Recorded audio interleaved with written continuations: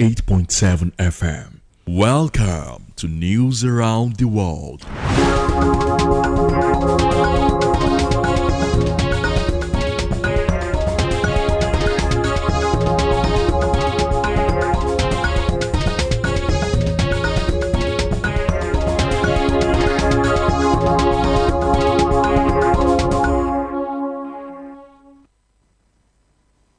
Good evening. Welcome to the news around the world on the most listened to radio station, Agidigbo, 88.7 FM, Ibadan. I am OLAMIDE BADMUS. First, the headlines. Vice President Shatima says federal government will continue to recognize sacrifice of armed forces. Ibadan Circular Road Corridor residents urges your government to honor the promises made concerning the corridor. Man arrested after 4 people died trying to cross to United Kingdom through sea. ICE launches new efforts to uncover United States birth tourism schemes. Arsenal deals huge title blow as Bournemouth stun league leaders at the Emirates Stadium. Now the details. The Vice President of Nigeria, Senator Kashim Shettima, has assured that President Bola Tinubu's administration would continue to recognize the sacrifices of the Nigerian armed forces. Senator Shettima said this today in Maiduguri while condoling with the Nigerian Army and Borno government over the attack that claimed the life of Brigadier General Hossein Ibrahima and other officers. The Vice President also assured the military of sustained operational support and welfare as they wore their uniforms proudly in order to protect communities, families, and the future of children, stressing that their courage reminds that peace and security often come at a very heavy cost.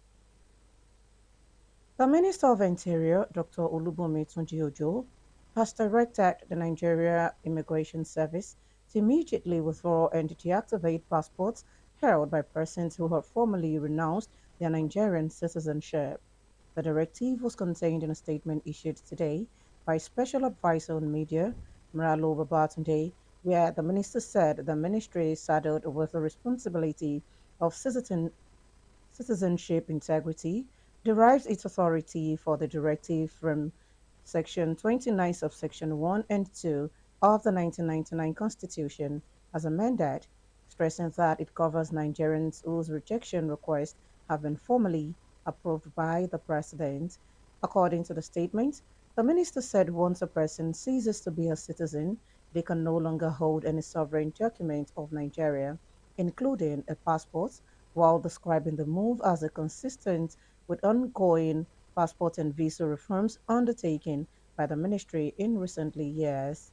Dr. Tunji Ojo said the latest directive was aimed at closing a gap that allowed former citizens to continue traveling on Nigerian passports after their renunciation had been officially recognized, as the ministry will continue to strengthen systems that secure Nigeria's borders, prevent identity fraud, preserve the sanctity of Nigerian citizenship, and facilitate legitimate travel. Indecent dressing has become a growing concern in modern society, particularly among the youth. It refers to wearing clothes that are inappropriate, overly revealing, or unsuitable for certain environments such as schools, workplaces, and public spaces. In recent times, the increasing influence of social media, celebrities, and peer pressure has contributed to the rise of this trend. While fashion is an important form of self-expression, the decline in respect for cultural and societal values has made indecent dressing a serious social issue that needs attention. Agidigbo FM news correspondent Abiodun Oluyode reports on the social vice. Here is the report. Indecent dressing refers to wearing clothes that are considered inappropriate, revealing, or not suitable for a particular environment such as schools, workplaces, or public spaces. It has now become a social problem in the society, but it is common among our youths. Certain styles of dressing are now a serious threat to our societal cultural values. This trend is often influenced by social media, celebrities, and the desire to fit in or gain attention. Peer pressure, changing fashion trends, and the easy access to online content have also greatly contributed to this growing issue in modern society. While fashion is a way of expressing oneself, it is important to dress responsibly and respect cultural and societal values. A young man who named Mr. Francis Adedokun, who was walking down the street, gave his own perspective on the issue of indecent dressing nowadays. Most of our boys and ladies this time, they used to watch all these stuff, online stores. So, and my own advice is that I want everybody should dress decent. An old woman who was looking so tired at her place of work, Mrs. Moromeke Aderomu, explained what led to indecent dressing nowadays and urged the government to intervene. The dressing that our children of nowadays are cultivating is a very terrible one. They left their forefathers' cultures and start wearing clothes that won't even cover their body at all. I pray God help us. Another young Nigerian, Mr. Bright, emphasized on the causes of indecent dressing and also gave a solution to the ongoing issue. What we see on the internet, especially from the influencers, so-called influencers on the internet. So the solution is to sensitize people. While everyone has the right to dress as they choose, it is important to strike a balance between freedom and decency. Dressing appropriately promotes self-respect and earns respect from others as well. Furthermore, the effects of indecent dressing nowadays has gone a long way because we forgot our own culture while promoting a different culture, which is affecting our societal values. Abiodun Oloyede, Agidigbo FM News. The public relations officer of the Ibadan Circular Road Corridor residents, Mr. Tosin Ogunshola, has urged the Oyo State government to honor a promise to spare houses along the Ibadan Circular Road Corridor from demolition, stating the government raised houses in Shogunro Village, Akinyele, on 26th of February 2026, breaching an agreement made at Ologuneru, Ibadan. Speaking with Agidigbo FM News, Mr. Ogunshola expressed disappointment, stating that Governor Seyi Makinde's administration had promised not to demolish houses, but has now breached that promise. The governor promised us, and he didn't make this promise under duress, that they will not demolish any house on the corridor.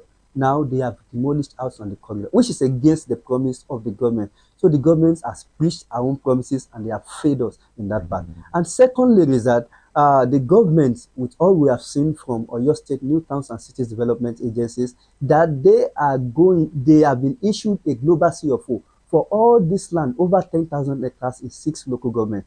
And the people of Ibadan are saying, how can that be? Now they are saying all our titles has been revoked. And we are saying, why can you revoke our titles? And they are saying they are going to replace it with a deed of sublease. At this point, we are saying no, we won't accept deed of sublease. All we are asking from the Oyo State government now is that Oyo State government to revert to the corridor that is in the 75 meters that was acquired by Obagashidi Adewolu Ladoja. Meaning that in the 75, there is a corridor in it, there is a setback in it. So we are pleading with Oyo State government to please honor the rights of the people to own the property in Nigeria.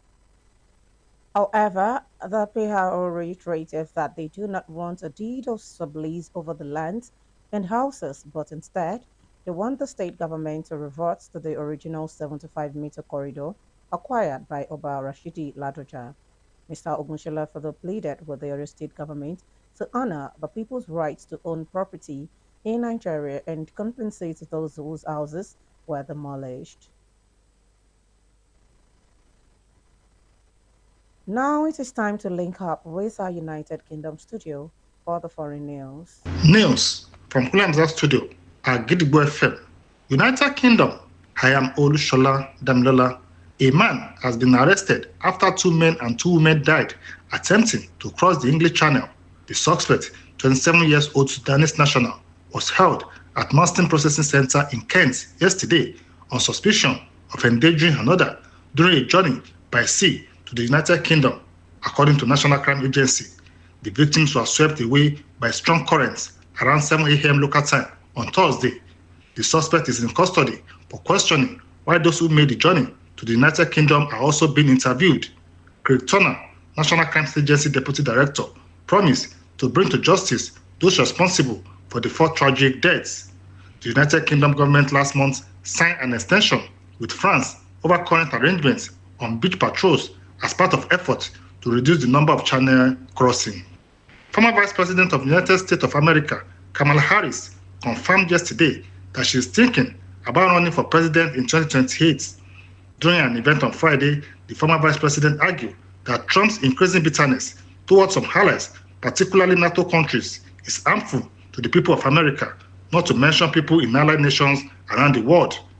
The gathering of Black African American and progressive leaders at the annual conference in New York served as a staging ground for potential 2028 presidential contenders. And that ends the news. From William's studio at Gidigbo FM, United Kingdom, I am Olushola Damilola. Welcome back. We shall also be moving to our Maryland studio, United States, for more foreign news. News from Kule Amzat Studio at Gidigbo FM, United States. I am Oluwatosin Sonya.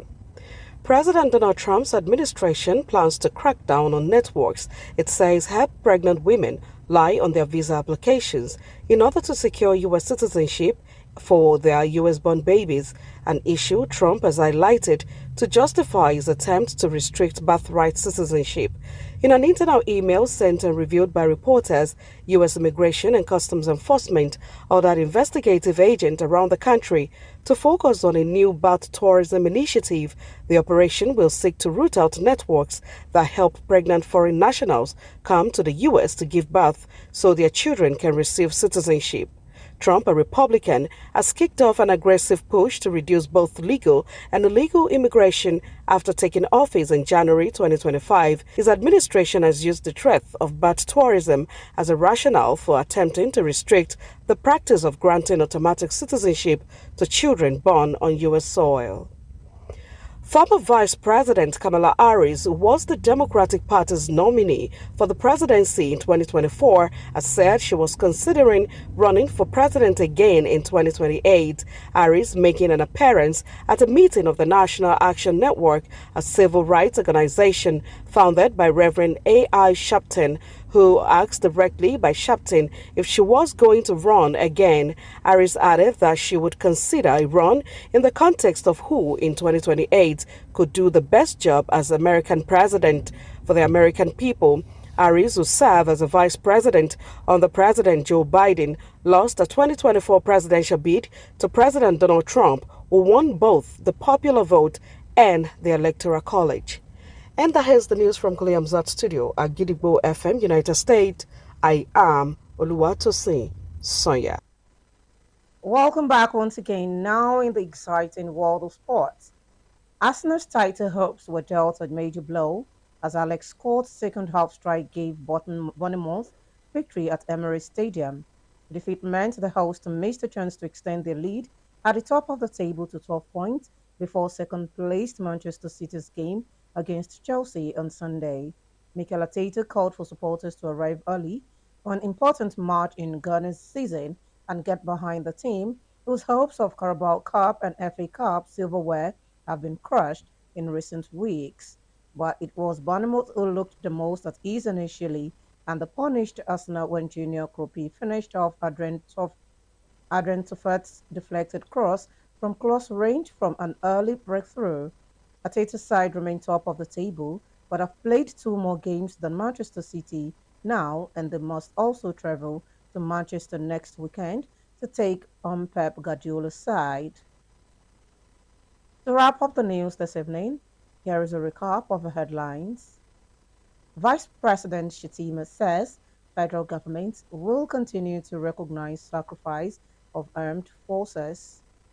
A BADMUS Secular Road Corridor resident urges your government to honor the promises made concerning corridor. Man arrested after 4 people died trying to cross the United Kingdom through sea. ICE launches new efforts to uncover United States birth tourism schemes. Arsenal dealt huge title blow as Bournemouth stand league leaders at the Emirates Stadium. Don't forget that you can listen to us live on our website www.agidigbo88.7fm.com. You can also download our mobile app on Google Play Store and iOS. Simply search for Agidigbo 88.7 FM. Follow us on Facebook at Agidigbo 88.7 FM, on Twitter and Instagram at Agidigbo 887 FM, and subscribe to our YouTube channel. If you have news stories and tips for us, contact our newsroom on 070-8714-4865 or send us a mail on newsroom@agidigbo887fm.com. And before we go this evening, here is a good tip.